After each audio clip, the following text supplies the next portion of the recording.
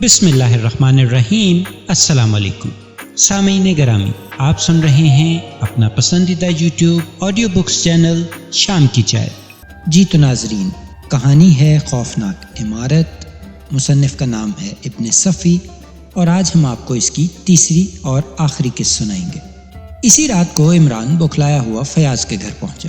فیاض سونے کی تیاری کر رہا تھا۔ ایسے موقع پر اگر عمران کی بجائے کوئی اور ہوتا تو وہ بڑی بد اخلاقی سے پیش آتا، مگر عمران کا معاملہ ہی کچھ اور تھا۔ اسی کی بدولت آج اس کے ہاتھ ایسے کاغذات لگے تھے جن کی تلاش میں عرصہ سے محکمہ سراغ رسانی سر مار رہا تھا۔ فیاض نے اسے اپنے سونے کے کمرے میں ہی بلوا لیا۔ میں صرف ایک بات پوچھنے کے لیے آیا ہوں، عمران نے کہا۔ کیا بات ہے، کہو، عمران ٹھنڈی سانس لے کر بولا۔ کیا تم کبھی میری قبر پر آیا کرو گے؟ فیاض کا دل چاہا کہ اس کا سر دیوار سے ٹکرا کر سچ مچ اس کو قبر تک جانے کا موقع مہیا کر دے۔ وہ کچھ کہنے کی بجائے عمران کو گھورتا رہا۔ تم خاموش ہو، عمران کسی ناکام عاشق کی طرح بولا۔ میں سمجھا تمہیں شاید کسی اور سے پریم ہو گیا ہے۔ عمران کے بچے، رحمان کے بچے، عمران نے جلدی سے تصحیح کی۔ تم کیوں میری زندگی تلخ کیے ہوئے ہو؟ اوہو، کیا تمہاری مادہ دوسرے کمرے میں سوئی ہوئی ہے؟ عمران چاروں طرف دیکھتے ہوئے بولا۔ بکواس مت کرو، اس وقت کیوں آئے ہو؟ ایک عشقیہ خط دکھانے کے لیے، عمران جیب سے لفافہ نکالتا ہوا بولا۔ اس کے شوہر نہیں ہے، صرف باپ ہے۔ فیاض نے اس کے ہاتھ سے لفافہ لے کر جلاہٹ میں پھاڑنا چاہا۔ ہاں، عمران نے اس کا ہاتھ پکڑتے ہوئے کہا۔ ارے پہلے پڑھو، میری جان، مزہ نہ آئے تو محصول ڈاک بذمہ خریدار۔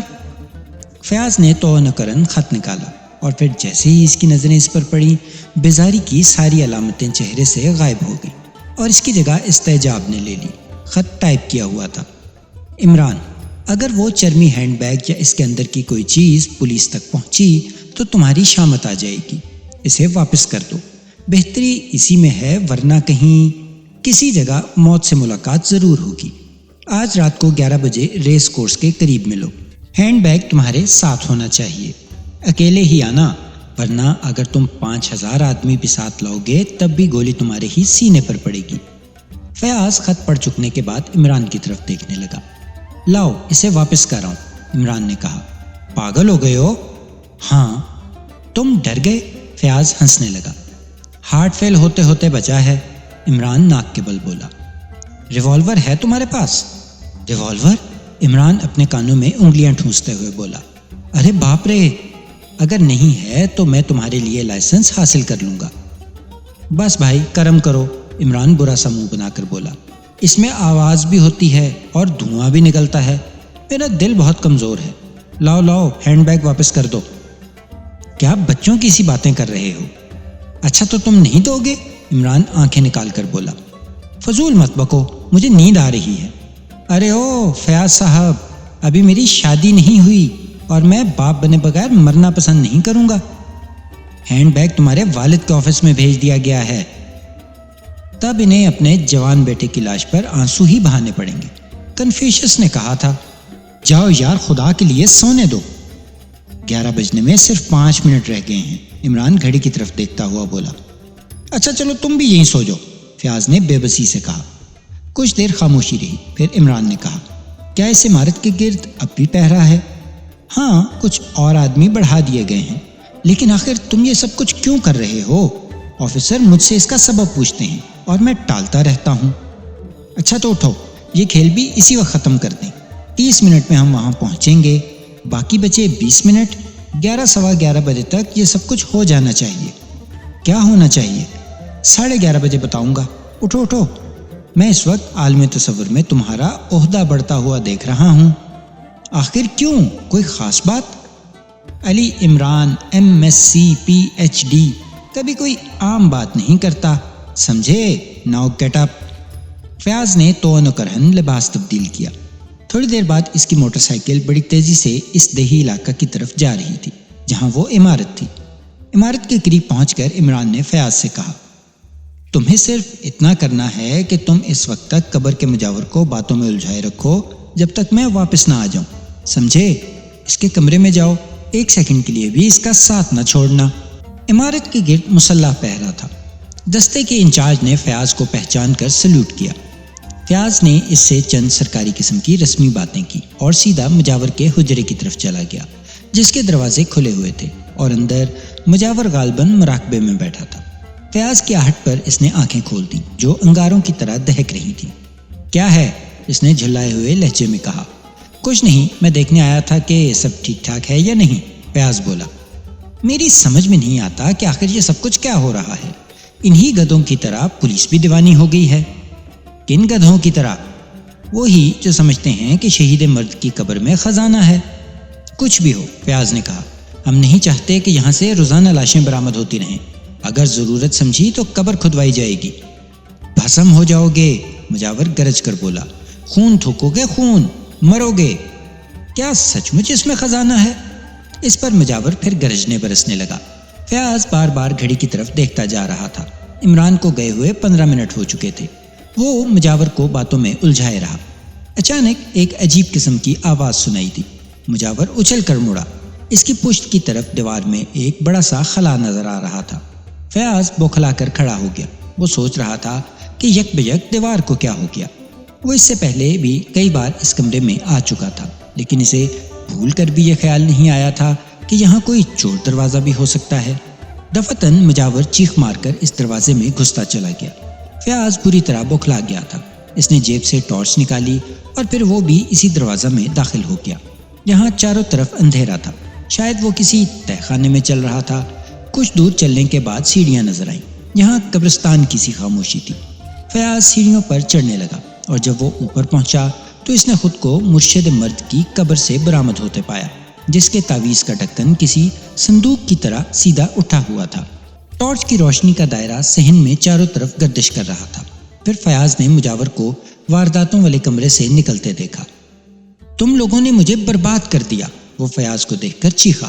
آؤ اپنے کرتوت دیکھ لو۔ وہ پھر کمرے میں گھس گیا۔ فیاض تیزی سے اس کی طرف جھپٹا۔ ٹارچ کی روشنی دیوار پر پڑی۔ یہاں کا بہت سا پلاسٹر ادھڑا ہوا تھا اور اسی جگہ 5 انچ کے فاصلے پر 3 بڑی چھریاں نصب تھیں۔ فیاض آگے بڑھا۔ ادھڑے ہوئے پلاسٹر کے پیچھے ایک بڑا سا خانہ تھا اور ان چھریوں کے دوسرے سرے اسی میں غائب ہو گئے تھے۔ ان چھریوں کے علاوہ اس خانے میں اور کچھ نہیں تھا۔ مجاور قہر آلود نظروں سے فیاض کو گھور رہا تھا۔ یہ سب کیا ہے؟ فیاض نے مجاور کو گھورتے ہوئے کہا۔ مجاور نے اسی طرح کھنکھار کر گلا صاف کیا جیسے کچھ کہنا چاہتا ہو، لیکن خلاف توقع اس نے فیاض کے سینے پر ایک زوردار ٹکر ماری اور اچھل کر بھاگا۔ فیاض چاروں خانے چت گر گیا۔ سنبھلنے سے پہلے اس کا داہنا ہاتھ ہولسٹر سے ریوالور نکال چکا تھا، مگر بیکار، مجاور نے قبر میں چھلانگ لگا دی تھی۔ فیاض اٹھ کر قبر کی طرف دوڑا، لیکن مجاور کے کمرے میں پہنچ کر بھی اس کا نام و نشان نہ ملا۔ فیاض عمارت سے باہر نکل آیا۔ ڈیوٹی کانسٹیبل بدستور اپنی جگہوں پر موجود تھے۔ انہوں نے بھی کسی بھاگتے ہوئے آدمی کے متعلق لا علمی ظاہر کی۔ ان کا خیال تھا کہ عمارت سے کوئی باہر نہیں نکلا۔ اچانک اسے عمران کا خیال آیا۔ آخر وہ کہاں گیا تھا؟ کہیں یہ اسی کی حرکت نہ ہو؟ اس خفیہ خانے میں کیا چیز تھی؟ اب سارے معاملات فیاض کے ذہن میں صاف ہو گئے تھے۔ لاش کا راز، 3 زخم جن کا درمیانی فاصلہ 5 انچ تھا۔ دفتن کسی نے اس کے شانے پر ہاتھ رکھ دیا۔ فیاض چونک کر مڑا۔ عمران کھڑا بری طرح بسور رہا تھا۔ تو یہ تم تھے؟ فیاض اسے نیچے سے اوپر تک گھورتا ہوا بولا۔ میں تھا نہیں بلکہ ہوں۔ توقع ہے کہ ابھی 2-4 دن زندہ رہوں گا۔ وہاں سے کیا نکالا تم نے؟ چوٹ ہو گئی پیارے، عمران بھرائی ہوئی آواز میں بولا۔ وہ مجھ سے پہلے ہی ہاتھ صاف کر گئے۔ میں نے تو بعد میں ذرا اس خفیہ خانے کے میکینزم پر غور کرنا چاہا تھا کہ ایک کھٹکے کو ہاتھ لگاتے ہی قبر تڑک گئی، لیکن وہاں تھا کیا؟ وہ بقیہ کاغذات جو اس چرمی ہینڈ بیگ میں نہیں تھے۔ کیا؟ ارے او احمق، پہلے ہی کیوں نہیں بتایا تھا؟ فیاض اپنی پیشانی پر ہاتھ مار کر بولا۔ لیکن وہ اندر گھسے کس طرح؟ آؤ دکھاؤں، عمران ایک طرف بڑھتا ہوا بولا۔ وہ فیاض کو عمارت کے مغربی گوشے کی سمت لایا۔ یہاں دیوار سے ملی ہوئی قدادم جھاڑیاں تھیں۔ عمران نے جھاڑیاں ہٹا کر ٹارچ روشن کی اور فیاض کا منہ حیرت سے کھلا کا کھلا رہ گیا۔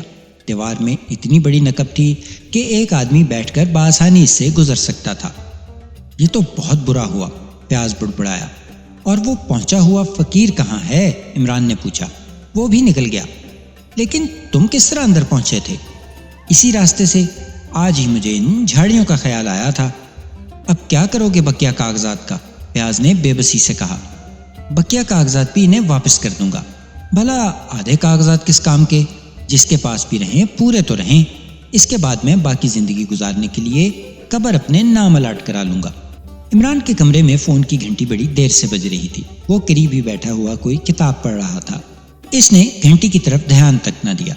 फिर आखिर घंटी जब बजती ही चली गई तो वो किताब मेज पर पटक कर अपने नौकर सुलेमान को पुकारने लगा। जी सरकार, सुलेमान कमरे में दाखिल होकर बोला। अबे देख, ये कौन उल्लू का पट्टा घंटी बजा रहा है? सरकार, फोन है। फोन? इमरान चौंक कर फोन की तरफ देखते हुए बोला। इसे उठाकर सड़क पर फेंक दे। सुलेमान ने रिसीवर उठाकर इसकी तरफ बढ़ा दिया। हेलो, इमरान माउथपीस में बोला। हाँ, इमरान नहीं तो क्या कुत्ता भौंक रहा है? तुम कल रात रेस कोर्स के करीब क्यों नहीं मिले? दूसरी तरफ से आवाज आई। भाग जाओ गधे, इमरान ने माउथपीस पर हाथ रखे बगैर सुलेमान से कहा। क्या कहा? दूसरी तरफ से गुर्राहट सुनाई दी। ओह, वो तो मैंने सुलेमान से कहा था, मेरा नौकर है। हाँ, तो क्या आप बता सकते हैं कि पिछली रात को रेस कोर्स क्यों नहीं गया? मैं तुमसे पूछ रहा हूँ। तो सुनो मेरे दोस्त, इमरान ने कहा, मैंने इतनी मेहनत मुफ्त नहीं की। हैंडबैग की कीमत 10,000 लग चली है। अगर तुम कुछ पढ़ो तो मैं सौदा करने को तैयार हूँ। शामत आ गई है तुम्हारी। हाँ, मिली थी, मुझे बहुत पसंद आई, इमरान ने आंख मार कर कहा। आज रात और इंतजार किया जाएगा। इसके बाद कल किसी वक्त तुम्हारी लाश शहर के किसी गटर में बह रही होगी। अरे बाप रे, तुमने अच्छा किया कि बता दिया। अब मैं कफन साथ लिए बगैर घर से नहीं निकलूंगा। मैं फिर समझाता हूँ, दूसरी तरफ से आवाज आई। समझ गया, इमरान ने बड़ी सादतमंदी से कहा और सिलसिला मुनक़तई कर दिया। इसने फिर किताब उठा ली और इसी तरह मशगूल हो गया जैसे कोई बात ही न हुई हो। थोड़ी देर बाद घंटी फिर बजी। इमरान ने रिसीवर उठा लिया और झल्लाई हुई आवाज में बोला। अब मैं ये टेलीफोन किसी यतीम खाने को प्रेजेंट कर दूंगा, समझे? मैं बहुत ही मकबूल आदमी हूँ। क्या मैंने मकबूल कहा था? मकबूल नहीं, मशगूल आदमी हूँ। तुमने अभी किसी रकम की बात की थी, दूसरी तरफ से आवाज आई। कलम नहीं, फाउंटेन पेन, इमरान ने कहा। वक्त मत पर बात करो, दूसरी तरफ से झल्लाई हुई आवाज आई। हम भी इसकी कीमत 10,000 लगाते हैं। वेरी गुड, इमरान बोला। चलो तो ये तय रहा, बैग तुम्हें मिल जाएगा। आज रात को? क्या तुम मुझे अच्छी तरह जानते हो? इमरान ने पूछा, इस तरह जैसे पहली उंगली दूसरी उंगली को जानती हो। गुड, इमरान चुटकी बजाकर बोला। तो तुम ये भी जानते होगे कि मैं अजली अहमक हूं। तुम? हाँ, मैं। रेस कोर्स बड़ी सुनसान जगह है। अगर बैग लेकर तुमने मुझे ठाएं कर दिया तो मैं किससे फरियाद करूंगा? ऐसा नहीं होगा, दूसरी तरफ से आवाज आई। मैं बताऊं?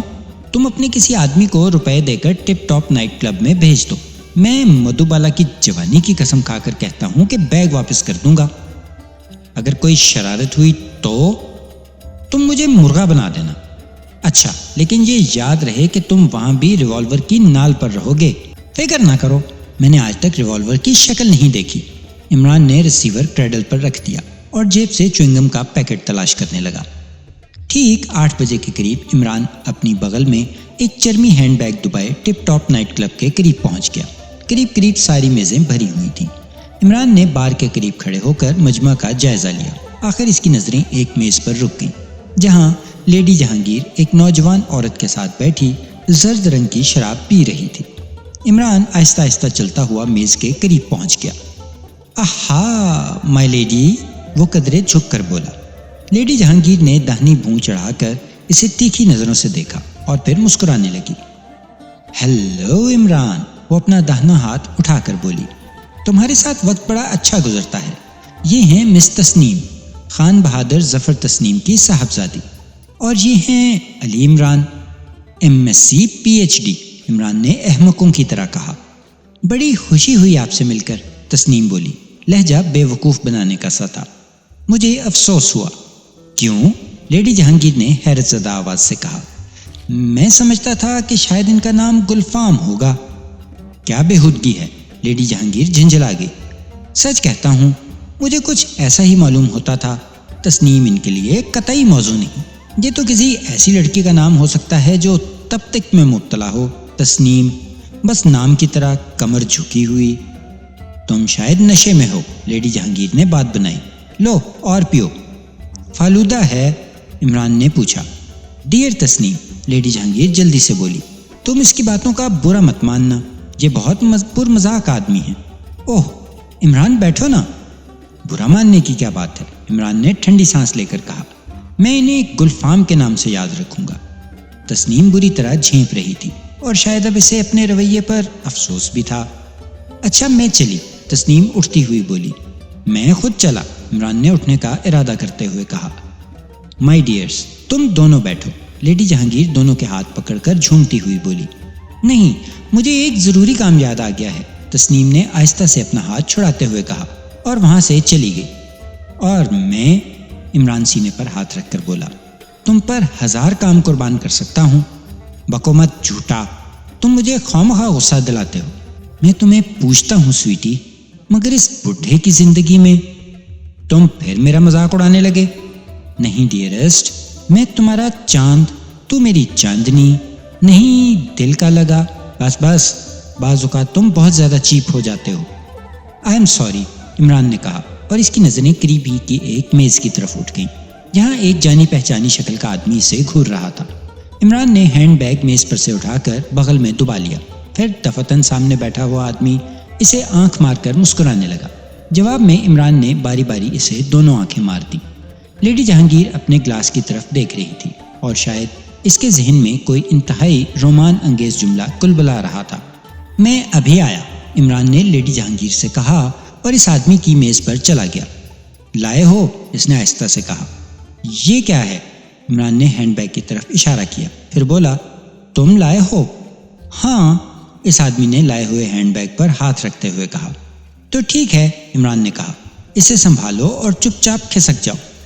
کیوں؟ وہ اسے گھورتا ہوا بولا۔ کپتان فیاض کو مجھ پر شبہ ہو گیا ہے، ہو سکتا ہے اس نے کچھ آدمی میری نگرانی کے لیے مقرر کر دیے ہوں۔ کوئی چال؟ ہرگز نہیں، آج کل مجھے روپوں کی سخت ضرورت ہے۔ اگر کوئی چال ہوئی تو تم بچو گے نہیں۔ آدمی ہینڈ بیگ لے کر کھڑا ہو گیا۔ یار، روپے میں نے اپنا مقبرہ تعمیر کرانے کے لیے حاصل نہیں کیے ہیں، عمران نے آہستہ سے کہا۔ پھر وہ اس آدمی کو باہر جاتے دیکھتا رہا۔ اس کے ہونٹوں پر شرارت آمیز مسکراہٹ تھی۔ وہ اس آدمی کا دیا ہوا ہینڈ بیگ سنبھالتا ہوا پھر لیڈی جہانگیر کے پاس آ بیٹھا۔ وہ آدمی ہینڈ بیگ لیے ہوئے جیسے ہی باہر نکلا، کلب کی کمپاؤنڈ کے پارٹ سے 2 آدمی اس کی طرف بڑھے۔ کیا رہا؟ ایک نے پوچھا۔ مل گیا، بیگ والے نے کہا۔ کاغذات بھی ہیں یا نہیں؟ میں نے کھول کر نہیں دیکھا۔ گدھے ہو، وہاں کیسے کھول کر دیکھتا؟ لاؤ ادھر لاؤ، اس نے ہینڈ بیگ اپنے ہاتھوں میں لیتے ہوئے کہا۔ پھر وہ چونک کر بولا، اوہ یہ اتنا وزنی کیوں ہے؟ اس نے بیگ کھولنا چاہا لیکن اس میں قفل لگا ہوا تھا۔ چلو یہاں سے، تیسرا بولا، یہاں کھولنے کی کوئی ضرورت نہیں۔ کمپاؤنڈ کے باہر پہنچ کر وہ ایک کار میں بیٹھ گئے۔ ان میں سے ایک کار ڈرائیو کرنے لگا۔ شہر کی سڑکوں سے گزر کر کار ایک ویران رستے پر چل پڑی۔ آبادی سے نکل آنے کے بعد انہوں نے کار کے اندر روشنی کر دی۔ ان میں سے ایک جو کافی معمر مگر اپنے دونوں ساتھیوں سے زیادہ طاقتور معلوم ہوتا تھا، ایک پتلے سے تار کی مدد سے ہینڈ بیگ کا قفل کھولنے لگا، اور پھر جیسے ہی ہینڈ بیگ کا فلپ اٹھایا گیا، پچھلی سیٹ پر بیٹھے ہوئے دونوں آدمی بے ساختہ اچھل پڑے۔ کوئی چیز بیگ سے اچھل کر ڈرائیور کی کھوپڑی سے ٹکرائی اور کار سڑک کے کنارے ایک درخت سے ٹکراتے ٹکراتے بچی۔ رفتار زیادہ تیز نہیں تھی، ورنہ کار کے ٹکرا جانے میں کوئی دقیقہ باقی نہیں رہ گیا تھا۔ 3 بڑے بڑے مینڈک کار میں اچھل رہے تھے۔ بوڑھے آدمی کے منہ سے ایک موٹی سی گالی نکلی اور دوسرا ہنسنے لگا۔ Shut up! بوڑھا حلق کے بل چیخا۔ تم گدھے ہو، تمہاری بدولت۔ جناب میں کیا کرتا، میں اسے وہاں کیسے کھول سکتا تھا؟ اس کا بھی تو خیال تھا کہ کہیں پولیس نہ ساتھ لگی ہو۔ بکواس مت کرو، پہلے ہی اطمینان کر چکا تھا، وہاں پولیس کا کوئی آدمی نہیں تھا۔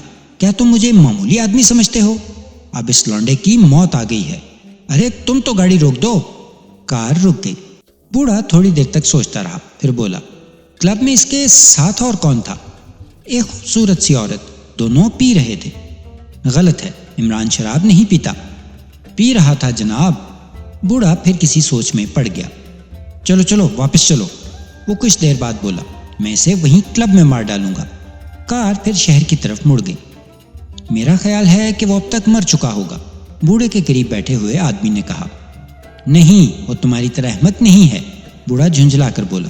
اس نے ہمیں دھوکہ دیا ہے تو خود بھی تو غافل نہ ہوگا، تب تو وہ کلب ہی سے چلا گیا ہوگا۔ بحث مت کرو، बूढ़े ने गरज कर कहा। मैं इसे ढूंढ कर मारूंगा, खो वो अपने घर में ही क्यों ना हो। इमरान चंद लम्हे बैठा रहा, फिर उठकर तेजी से वो भी बाहर निकला और इसने कंपाउंड के बाहर एक कार के स्टार्ट होने की आवाज सुनी। वो फिर अंदर वापस आ गया। कहाँ भागते फिर रहे हो? लेडी जहांगीर ने पूछा। इसकी आंखें नशे से बोझल हो रही थीं। जरा खाना हजम कर रहा हूँ, इमरान ने अपनी कलाई पर बंधी हुई घड़ी की तरफ देखते हुए कहा। लेडी जहांगीर आंखें बंद करके हंसने लगी। इमरान की नजरें बदस्तूर घड़ी पर जमी रहीं। वो फिर उठा। अब वो टेलीफोन बूथ की तरफ जा रहा था। इसने रिसीवर उठाकर नंबर डायल किए और माउथ पीस में बोला, हेलो सुपर, मैं इमरान बोल रहा हूँ, बस अब रवाना हो जाओ। रिसीवर रखकर वो फिर हॉल में चला आया, लेकिन वो इस बार लेडी जहांगीर के पास नहीं बैठा था। चंद लम्हे इधर उधर देखता रहा, फिर एक ऐसी मेज पर जा बैठा जहाँ 3 आदमी पहले ही से बैठे हुए थे और ये तीनों इसके शनासा थे, इसलिए उन्होंने बुरा नहीं माना। शायद 15 मिनट तक इमरान इनके साथ कह कहे लगाता रहा, लेकिन इस दौरान बार बार इसकी नजरें दाखिले के दरवाजे की तरफ उठ जाती थी। अचानक इसे दरवाजे में वो बूढ़ा दिखाई दिया जिससे इसने चंद रोज कबल कागजात वाला हैंडबैग छीना था। इमरान और ज्यादा इन्हमाक से गुफ्तगू करने लगा, लेकिन थोड़ी ही देर बाद इसने अपने दाहिने शाने में किसी चीज की चुभन महसूस की। इसने कनखियों से दाहिनी तरफ देखा। बूढ़ा इससे लगा हुआ खड़ा था और इसका बायां हाथ कोट की जेब में था और इसी जेब में रखी हुई कोई सख्त चीज इमरान के शाने में चुभ रही थी। इमरान को यह समझने में बिल्कुल दुश्वारी न हुई कि वो रिवॉल्वर की नाली ही हो सकती है। इमरान साहब, बूढ़ा बड़ी खुश इखलाकी से बोला, क्या आप चंद मिनट के लिए बाहर तशरीफ ले चलेंगे? आहा चचा जान, इमरान चहक कर बोला, जरूर जरूर, मगर मुझे आपसे शिकायत है, इसलिए आपको भी कोई शिकायत नहीं होनी चाहिए। आप चलिए तो, बूढ़े ने मुस्कुरा कर कहा। मुझे इस गधे की हरकत पर अफसोस है। इमरान खड़ा हो गया, लेकिन अब रिवॉल्वर की नाल इसके पहलू में चुभ रही थी। वो दोनों बाहर आए। फिर जैसे ही वो पार्क में पहुंचे, बूढ़े के दोनों साथी भी पहुंच गए। कागजात कहाँ हैं? बूढ़े ने इमरान का कॉलर पकड़कर झंझोड़ते हुए कहा। पार्क में सन्नाटा था। दफतन इमरान ने बूढ़े का बायां हाथ पकड़कर ठोड़ी के नीचे एक जोरदार घूंसा रसीद कर दिया। बूढ़े का रिवॉल्वर इमरान के हाथ में था और बूढ़ा लड़खड़ा कर गिरने ही वाला था कि इसके साथियों ने इसे संभाल लिया। मैं कहता हूँ वो 10,000 कहाँ हैं? इमरान ने चीख कर कहा। अचानक मेहंदी की बाड़ के पीछे से 8-10 आदमी उछलकर इन तीनों पर आ पड़े और फिर एक खतरनाक जद्दोजहद का आगाज हो गया। वो तीनों बड़ी बेजिगरी से लड़ रहे थे। सुपर फयाज, इमरान ने चीख कर कहा, दाढ़ी वाला। लेकिन दाढ़ी वाला उछल कर भागा। वो मेहंदी की बाड़ फलांगने ही वाला था कि इमरान के रिवॉल्वर से शोला निकला। गोली टांग में लगी और बूढ़ा मेहंदी की बाड़ में फंस कर रह गया। अरे बाप रे, इमरान रिवॉल्वर फेंक कर अपना मुंह पीटने लगा। वो दोनों पकड़े जा चुके थे। फयाज जख्मी बूढ़े की तरफ झपटा जो अब भी भाग निकलने के लिए जिद्दोजहद कर रहा था। फयाज ने टांग पकड़कर मेहंदी की बाड़ से घसीट लिया। ये कौन है? फयाज ने इसके चेहरे पर रोशनी डाली। फायर की आवाज सुनकर पार्क में बहुत से लोग इकट्ठे हो गए थे। बूढ़ा बेहोश नहीं हुआ था, वो किसी जख्मी सांप की तरह बल खा रहा था। इमरान ने झुककर इसकी मसनूई दाढ़ी नोच डाली। हाय, फयाज तकरीबन चीख पड़ा। सर जहांगीर! सर जहांगीर ने फिर उठकर भागने की कोशिश की, लेकिन इमरान की ठोकर ने इसे बाज रखा। हाँ, सर जहांगीर, इमरान बुड़बुड़ाया, एक गैर मुल्क का जासूस, कौम फरोश, गद्दार। दूसरे दिन कैप्टन फयाज इमरान के कमरे में बैठा इसे तहय्यर आमेज नजरों से घूर रहा था और इमरान बड़ी संजीदगी से कह रहा था, मुझे खुशी है कि एक बड़ा गद्दार और वतन फरोश मेरे हाथों अपने अंजाम को पहुंचा। भला कौन सोच सकता था कि सर जहांगीर जैसा मुअज़्ज़ज़ और नेकनाम आदमी भी गैर मुल्क का जासूस हो सकता है। मगर वो कब्र का मुजावर कौन था? फयाज ने बेसब्री से पूछा। मैं बताता हूँ, लेकिन दरमियान में टोकना मत। वो बेचारा अकेले ही ये मरहला तय करना चाहता था, लेकिन मैंने इसका खेल बगाड़ दिया।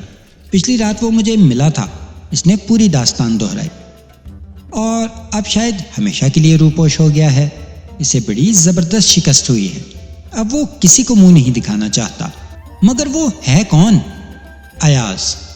चौंको नहीं, मैं बताता हूँ। यही अयाज वो आदमी था जो फॉरेन ऑफिस के सेक्रेटरी के साथ कागजात समेत सफर कर रहा था। आधे कागजात इसके पास थे और आधे सेक्रेटरी के पास। इन पर डाका पड़ा, सेक्रेटरी मारा गया और अयाज किसी तरह बच गया। मुजरिमों के हाथ सिर्फ आधे कागजात लगे। अयाज फॉरेन ऑफिस की सीक्रेट सर्विस का आदमी था। वो बच गया, लेकिन इसने ऑफिस को रिपोर्ट नहीं दी। وہ دراصل اپنے زمانے کا مانا ہوا آدمی تھا، اس لیے اس شکست نے اسے مجبور کر دیا کہ وہ مجرموں سے آدھے کاغذات وصول کیے بغیر آفس میں نہ پیش ہو۔ وہ جانتا تھا کہ آدھے کاغذات مجرموں کے کسی کام کے نہیں، وہ بقیہ آدھے کاغذات کے لیے اسے ضرور تلاش کریں گے۔ کچھ دنوں کے بعد اس نے مجرموں کا پتہ لگا لیا، لیکن ان کے سرغنہ کا سراغ نہ مل سکا۔ وہ حقیقتاً سرغنہ ہی کو پکڑنا چاہتا تھا۔ دن گزرتے گئے لیکن ایاز کو کامیابی نہ ہوئی۔ پھر اس نے ایک نیا جال بچھایا۔ اس نے وہ عمارت خرید لی اور اس میں اپنے ایک وفادار نوکر کے ساتھ زندگی بسر کرنے لگا۔ اس دوران میں اس نے اپنی اسکیم کو عملی جامہ پہنانے کے لیے ایک قبر دریافت کی اور وہ سارا میکینزم ترتیب دیا۔ اچانک اسی زمانے میں اس کا نوکر بیمار ہو کر مر گیا۔ ایاز کو ایک دوسری ترکیب سوجھ گئی۔ اس نے نوکر پر میک اپ کر کے اسے دفن کر دیا اور اس کے بھیس میں رہنے لگا۔ اس کارروائی سے پہلے اس نے وہ عمارت قانونی طور پر جج صاحب کے نام منتقل کر دی اور صرف ایک کمرہ رہنے دیا۔ اس کے بعد ہی اس نے مجرموں کو اس عمارت کی طرف متوجہ کرنا شروع کر دیا۔ کچھ ایسے طریقے اختیار کیے کہ مجرموں کو یقین ہو گیا کہ مرنے والا سیکرٹ سروس ہی کا آدمی تھا اور بقیہ کاغذات وہ اسی عمارت میں کہیں چھپا کر رکھ گیا ہے۔ ابھی حال ہی میں ان لوگوں کی رسائی اس کمرے تک ہوئی جہاں ہم نے لاشیں پائیں۔ دیوار والے خفیہ خانے میں سچ مچ کاغذات تھے۔ اس کا اشارہ بھی انہیں ایاز ہی کی طرف سے ملا تھا۔ جیسے ہی کوئی آدمی خانے والی دیوار کے نزدیک پہنچتا تھا، ایاز قبر کے تعویذ کے نیچے سے ڈراؤنی آوازیں نکالنے لگتا تھا اور دیوار کے قریب پہنچا ہوا آدمی سہم کر دیوار سے چپک جاتا۔ ادھر ایاز قبر کے اندر سے میکینزم کو حرکت میں لاتا اور دیوار سے 3 چھریاں نکل کر اس کی پشت میں پیوست ہو جاتی۔ یہ سب اس نے محض سرغنہ کو پکڑنے کے لیے کیا تھا، لیکن سرغنہ میرے ہاتھ لگا۔ اب ایاز شاید زندگی بھر اپنے متعلق کسی کو کوئی اطلاع نہ دے، اور کیپٹن فیاض، میں نے اس سے وعدہ کیا ہے کہ اس کا نام کیس کے دوران میں کہیں نہیں آ پائے گا، سمجھے؟ اور تمہیں میرے وعدے کا پاس کرنا پڑے گا، اور تم اپنی رپورٹ اس طرح مرتب کرو کہ اس میں کہیں محبوبہ یکچشم کا نام بھی نہ آنے پائے۔ وہ تو ٹھیک ہے، فیاض جلدی سے بولا۔ وہ 10,000 روپے کہاں ہیں جو تم نے سر جہانگیر سے وصول کیے تھے؟ ہاں ٹھیک ہے، عمران اپنے دیدے پھرا کر بولا۔ آدھے آدھے بانٹ لیں؟ کیوں؟ بکواس ہے، اسے میں سرکاری تحویل میں دوں گا، فیاض نے کہا۔ ہرگز نہیں، عمران نے جھپٹ کر وہ چرمی ہینڈ بیگ میز سے اٹھا لیا جو اسے پچھلی رات سر جہانگیر کے آدمی سے ملا تھا۔ فیاض نے اسے ہینڈ بیگ چھین لیا اور پھر وہ اسے کھولنے لگا۔ خبردار خبردار، عمران نے چوکی داروں کی طرح ہانک لگائی، لیکن فیاض ہینڈ بیگ کھول چکا تھا۔ اور پھر جو اس نے ارے باپ رے کہہ کر چھلانگ لگائی تو ایک صوفہ پر ہی جا کر پناہ لی۔ ہینڈ بیگ سے ایک سیاہ رنگ کا سانپ نکل کر فرش پر رینگ رہا تھا۔ ارے خدا تجھے غارت کرے عمران کے بچے، کمینے! فیاض صوفے پر کھڑا ہو کر دھاڑا۔ سانپ پھن کھاڑ کر صوفے کی طرف لپکا۔ فیاض نے چیخ مار کر دوسری کرسی پر چھلانگ لگائی۔ کرسی الٹ گئی اور وہ منہ کے بل فرش پر گرا۔ اس بار اگر عمران نے پھرتی سے اپنے جوتے کی ایڑی سانپ کے سر پر نہ رکھ دی ہوتی تو اس نے فیاض کو ڈس ہی لیا ہوتا۔ سانپ کا بقیہ جسم عمران کی پنڈلی سے لپٹ گیا اور اسے ایسا محسوس ہونے لگا جیسے پنڈلی کی ہڈی ٹوٹ جائے گی۔ اوپر سے فیاض اس پر گھونسوں اور تھپڑوں کی بارش کر رہا تھا۔ بڑی مشکل سے اس نے دونوں سے اپنا پیچھا چھڑایا۔ تم بالکل پاگل ہو، دیوانے ہو، وحشی ہو، فیاض ہانپتا ہوا بولا۔ میں کیا کروں جانے من، خیر اب تم اسے سرکاری تحویل میں دے دو۔ اگر کہیں میں رات کو ذرا سا بھی چوک گیا ہوتا تو اس نے مجھے اللہ میاں کی تحویل میں پہنچا دیا تھا۔ کیا سر جہانگیر؟ ہاں، ہم دونوں میں مینڈکوں اور سانپوں کا تبادلہ ہوا تھا، عمران نے کہا اور مغموم انداز میں چوئنگم چبانے لگا، اور پھر اس کے چہرے پر وہی پرانی حماقت طاری ہو گئی۔ تو یہ تھی سامعین آج کی نشست، امید ہے آپ کو پسند آئی ہوگی۔ انشاءاللہ ملتے ہیں اگلی نشست میں۔ چینل کو سبسکرائب کریں، شیئر کریں اور کامنٹس میں اپنی رائے کا اظہار ضرور کریں۔ اللہ نگہبان۔